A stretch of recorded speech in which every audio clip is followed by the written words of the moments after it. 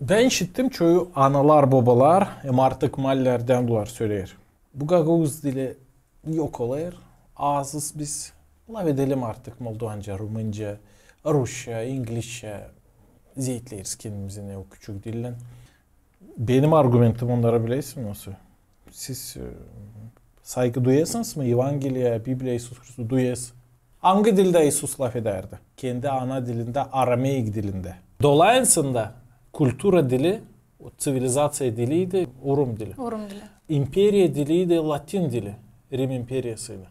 Ama bak Hristos laf etmerdi o büyük imperiya dilinde. Ama laf ederdi sokak dilinde, halk dilinde, aile dilinde, ana dilinde. İnsanlarla. İnsanlarla, kendi halkının. Bu bizim için bu Gagavuz dili. Ama Pilat'ın yönünde.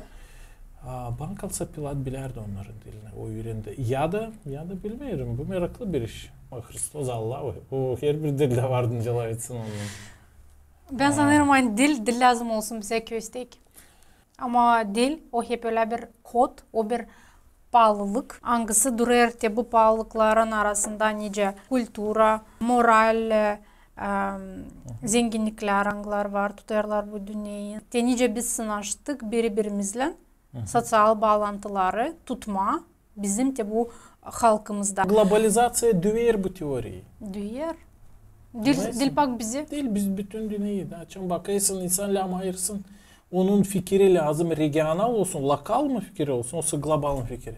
Da ta çoğu gençler ayırır global. O zaman da silinir, o özellikler anglar bizi yaparlar individual. Sen globalizme karşıysın. Dilim karşı hiç. Ben kabul ederim başka insanların kültürasını, başka insanların düşünmesini, onların hakkını olmanca onlar isterler. Ama bundan gayrı ben unutmayırım, bende de var kimlik, ruh kimliği, hangisi verir bana hak olma başka insanların arasında.